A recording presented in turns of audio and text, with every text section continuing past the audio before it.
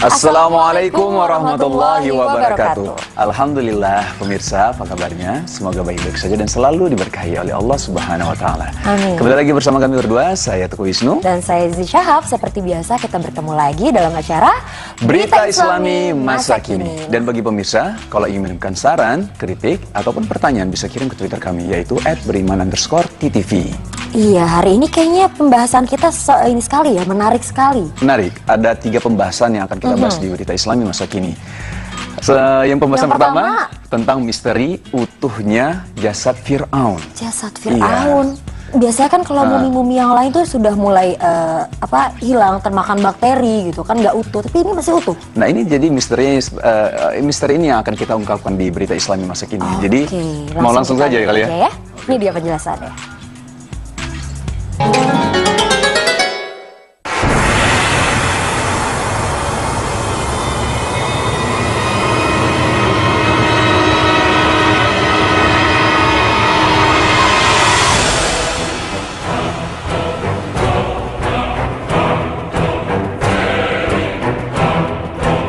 Rahasia utuhnya jasad Fir'aun. Jasad Fir'aun ditemukan. Kini jasadnya bisa dilihat secara langsung di Museum Nasional Mesir, di mana jasad Fir'aun atau yang lebih dikenal dengan istilah mumi Fir'aun diawetkan. Lalu benarkah mumi tersebut adalah jasad Fir'aun? Jika benar, bagaimana bisa jasad Fir'aun masih tetap utuh meski telah tenggelam di dasar lautan saat mengejar Nabi Musa? Sedangkan jasad yang lainnya telah hilang ditelan ikan atau bahkan telah hancur akibat terbentur terumbu karang. Pemirsa, berikut Berita Islami Masa Kini. Dalam buku La Bible, Le Coran et la Science karya Maurice Bucaille, didapatkan fakta yang cukup mengejutkan tentang penelitiannya saat ia meneliti jasad Fir'aun yang masih utuh tersebut. Pada tahun 1974, Dr. Maurice Bucaille mengunjungi Mesir atas undangan Presiden Anwar Sadat. Ia mendapat kesempatan meneliti mumi Fir'aun yang ada di Museum Kairo di pertengahan tahun 1975. Sebelumnya, pemerintah Prancis datang kepada pemerintah Mesir untuk meneliti jasad Fir'aun tersebut. Tawaran tersebut disambut baik oleh Mesir. Setelah mendapat restu dari pemerintahan Mesir, mumi Fir'aun tersebut kemudian digotong ke Prancis. Bahkan pihak Prancis membuat pesta penyambutan kedatangan mumi Fir'aun dengan pesta yang sangat meriah. Dalam penelitiannya itu, Bucaille memperoleh sesuatu yang sangat mengejutkan, yaitu fakta adanya sisa-sisa garam yang melekat pada tubuh sang mumi. Bucaille jadi berpikir bahwa ini adalah bukti bahwa sang mumi memang mati karena tenggelam. Jasadnya segera dikeluarkan dari laut dan kemudian dibalsem untuk segera dijadikan mumi agar awet. Meski penelitian telah selesai, namun sang profesor belum selesai memikirkan jasad tersebut. Bagaimana jasad tersebut bisa lebih baik dari jasad-jasad yang lain, padahal dia dikeluarkan dari laut? Terkait dengan laporan akhir yang disusunnya, salah seorang di antara rekannya membisikkan sesuatu di telinganya seraya berkata, "Jangan tergesa-gesa karena sesungguhnya kaum muslimin telah berbicara tentang tenggelamnya mumi ini." Mendengar hal tersebut, Bucaille tertegun. Sejak awal, ia sudah mengetahui hal itu tapi mengingkari dengan keras, sekaligus menganggapnya mustahil. Sebelumnya, ia beranggapan bahwasanya tidak mungkin mumi Fir'aun yang ditelitinya itu telah diungkap sebelumnya. Karena menurutnya, hal-hal semacam ini hanya bisa diungkap lewat perkembangan ilmu modern, melalui peralatan canggih yang mutakhir dan akurat. Sebab menurut sejarah, mumi Fir'aun baru ditemukan sekitar tahun 1898 Masehi, sementara Al-Quran telah ada ribuan tahun sebelumnya. Setelah perbaikan terhadap mayat Fir'aun dan pemumiannya, Prancis mengembalikan mumi tersebut ke Mesir. Akan tetapi tidak ada pikiran yang membuatnya tenang semenjak ia mendapatkan temuan dan kabar dari rekannya tersebut, yakni kabar bahwa kaum muslimin telah saling menceritakan tentang penyelamatan mayat tersebut. Bucaille pun memutuskan untuk menemui sejumlah ilmuwan otopsi dari kaum muslimin. Dari sini, kemudian terjadilah perbincangan untuk pertama kalinya dengan peneliti dan ilmuwan muslim. Ia bertanya tentang kehidupan Musa, perbuatan yang dilakukan Fir'aun dan pengejarannya pada Musa hingga dia tenggelam, dan bagaimana jasad Fir'aun diselamatkan dari laut. Sampailah Bucaille menemukan ayat dalam Al-Quran yang menjelaskan tentang bagaimana nasib jasad Fir'aun setelah ia ditenggelamkan, karena ia tidak menemukan fakta bagaimana nasib Fir'aun setelah kematiannya di dalam kitab suci agama manapun. Ayat tersebut artinya berbunyi, "Maka pada hari ini kami selamatkan badanmu supaya kamu dapat menjadi pelajaran bagi orang-orang yang datang sesudahmu. Dan sesungguhnya kebanyakan dari manusia lengah dari tanda-tanda kekuasaan kami." Quran Surat Yunus ayat 92. Ayat ini ternyata sangat menyentuh hati Bucaille. Ketika ilmuwan muslim membacakan potongan ayat dari surat Yunus tersebut kepadanya, Ia mengatakan bahwa ayat Al-Quran tersebut masuk akal, sebab dalam laporan penelitiannya pun ia menemukan garam di dalam badan Fir'aun yang menunjukkan bahwa Fir'aun memang pernah tenggelam. Selain Maurice Bushayle, di dalam buku Al-Quran dan Ilmu Modern karya Dr. Maurice Bucaille, ia juga menyingkap adanya kesesuaian antara informasi yang didapatkan di dalam Al-Quran mengenai nasib Fir'aun setelah meninggal dengan keberadaan jasadnya yang masih utuh hingga hari ini. Sesungguhnya di dalam kitab lain telah disebutkan juga bahwa jasad Fir'aun tersebut tenggelam di telan laut.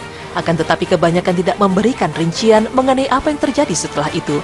Sedangkan Al-Quran menyebutkan bahwa jasad Fir'aun yang tenggelam itu akan diselamatkan dari air sebagaimana yang tertera dalam surat Yunus ayat 92. Dr. Maurice menyebutkan bahwa hasil-hasil beberapa penelitian medis mendukung analisa terdahulu, yaitu pada tahun 1975 saat Kairo berhasil melakukan pengambilan salah satu sampel organ tubuh berkat bantuan berharga dari Profesor Mick Burijan. Pemeriksaan yang sangat teliti dengan mikroskop menunjukkan kondisi utuh. Hasil pemeriksaan juga menunjukkan bahwa keutuhan yang sangat sempurna seperti ini tidak mungkin terjadi andai jasad tersebut berada di dalam air selama beberapa waktu. Bahkan jasad tersebut juga tidak mungkin utuh seperti jasad Fir'aun, meskipun jasadnya berada di luar air dalam waktu yang lama. Ini sungguh ajaib. Informasi sejarah mengenai nasib jasad Fir'aun ini tidak ada dalam pengetahuan manusia manapun saat Al-Quran diturunkan, bahkan sampai beberapa abad setelah turunnya. Padahal ia telah dijelaskan di dalam Kitabullah sebelum lebih dari 1400-an tahun lalu. Kisah mumi Fir'aun ini bermula pada kekafiran, kesombongan, dan keingkaran bangsa Mesir yang mengikuti Fir'aun dalam menentang Allah Subhanahu wa Ta'ala dan Nabi Musa alaihissalam. Padahal telah nyata petunjuk bagi mereka dan telah diperlihatkan kejadian-kejadian luar biasa kepada mereka sebagai tanda kekuasaan Allah Subhanahu wa Ta'ala. Tetapi hati mereka tidak mau sadar, mereka tidak mau kembali kepada kebenaran dan beriman kepada Allah Subhanahu wa Ta'ala. Sangat sedikit yang beriman dari orang-orang Mesir, bahkan ada yang mengatakan hanya 3 orang yang beriman, yaitu istri Fir'aun, seorang dari pengikut Fir'aun, dan seorang pemberi nasihat. Karena Fir'aun dan bangsanya tetap ingkar dan sombong, maka Nabi Musa alaihissalam meminta kepada Fir'aun untuk meninggalkan Mesir beserta orang-orang Bani Israel. Namun Fir'aun menolak permintaan ini, maka turunlah perintah Allah Subhanahu wa Ta'ala. Dan sesungguhnya telah kami wahyukan kepada Musa, pergilah kamu dengan hamba-hambaku Bani Israel di malam hari, maka buatlah untuk mereka jalan yang kering di laut itu. Kamu tak usah khawatir akan tersusul dan tidak usah takut akan tenggelam. Quran Surat Taha ayat 77. Maka pergilah Nabi Musa alaihissalam bersama-sama kaumnya Bani Israel pada malam itu juga. Dan pada pagi harinya tidak ada seorang pun dari kaum Nabi Musa alaihissalam yang tertinggal di Mesir. Fir'aun sangat marah dan segera mengumpulkan tentaranya, kereta dan kuda yang ada di seluruh wilayah Mesir untuk mengejar Nabi Musa alaihissalam.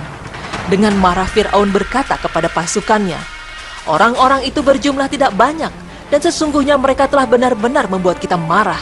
Kemudian setelah tentara dan kuda-kuda terkumpul, diberangkatkanlah pasukan yang mengejar Nabi Musa alaihissalam. Ketika pengikut Nabi Musa alaihissalam dalam keadaan ketakutan karena akan segera tersusul, turunlah firman Allah Subhanahu wa Ta'ala yang artinya, "Lalu kami wahyukan kepada Musa, pukullah lautan itu dengan tongkatmu, maka terbelahlah lautan itu dan tiap-tiap belahan adalah seperti gunung yang besar."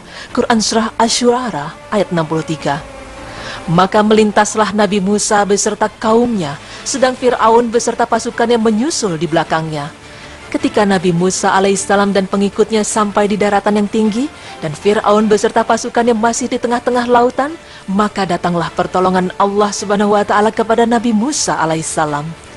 Dan kami selamatkan Musa dan orang-orang yang besertanya semuanya, dan kami tenggelamkan golongan yang itu. Quran Surah Asy-Syu'ara ayat 65-66. Tenggelamlah Fir'aun beserta pasukannya, dan tak seorang pun terselamatkan nyawanya termasuk Fir'aun. Namun saat-saat akhir menjelang kematiannya, Fir'aun baru sadar atas keingkarannya, dan dia sempat mengucapkan kalimat tauhid dan berserah diri kepada Allah Subhanahu wa Ta'ala. Hingga bila Fir'aun itu hampir tenggelam, berkatalah dia, "Saya percaya bahwa tidak ada ilah melainkan yang dipercayai oleh Bani Israel, dan saya termasuk orang-orang yang berserah diri kepada Allah." Quran Surah Yunus ayat 90. Dengan pengakuan Fir'aun tersebut, Allah Subhanahu wa Ta'ala berkenan menyelamatkan mayat Fir'aun agar tidak sampai hancur di dalam lautan, dan agar tubuh Fir'aun yang dibiarkan utuh tersebut dapat menjadi pelajaran bagi manusia kelak. Maka pada hari ini kami selamatkan badanmu, supaya kamu dapat menjadi pelajaran bagi orang-orang yang datang sesudahmu. Dan sesungguhnya kebanyakan dari manusia lengah dari tanda-tanda kekuasaan kami. Quran Surah Yunus ayat 92. Begitulah Allah Subhanahu wa Ta'ala menjaga tubuh Fir'aun tetap utuh walaupun tertelan lautan. Hal ini semata-mata untuk menjadi pelajaran dan sebagai tanda-tanda kekuasaannya bagi orang-orang.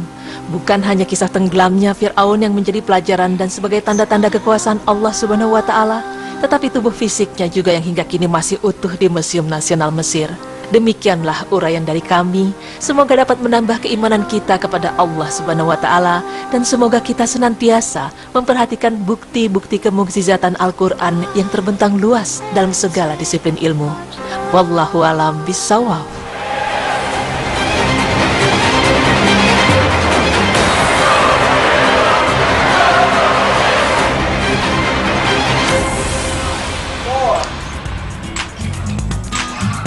Subhanallah. Jadi Firaun ini ditemukan sudah dalam keadaan meninggal dan masih utuh. Jadi sebelum tenggelam itu Firaun ini akhirnya berikrar atau percaya bahwa ada Allah. Ada Allah. Benar. Tapi sudah terlambat karena sudah tenggelam. Benar sekali, dan ini sesuai dengan Al-Quran, sesuai yang ada di Al-Quran ya. Dia ada Al-Quran, dan salah satu hal yang memang harus kita perhatikan adalah ketika Allah mengutuhkan jasad Fir'aun ini agar bisa menjadi pelajaran untuk orang-orang ke depannya. Ya, salah satunya kita, agar kita percaya bahwa memang dulu cerita Nabi Musa, salah satunya ya ini dari zamannya Nabi Musa itu memang benar-benar ada. Betul sekali, peringatan juga untuk kita ya. Benar sekali. Oke, selanjutnya kita akan membahas tentang alasan kenapa alkohol ini haram. Haram, memang pasti haram. Sudah haram, tapi kenapa alasannya? Oke. Kita bahasnya nanti, jadi jangan kemana-mana, tetap di Berita Islami Masa Kini.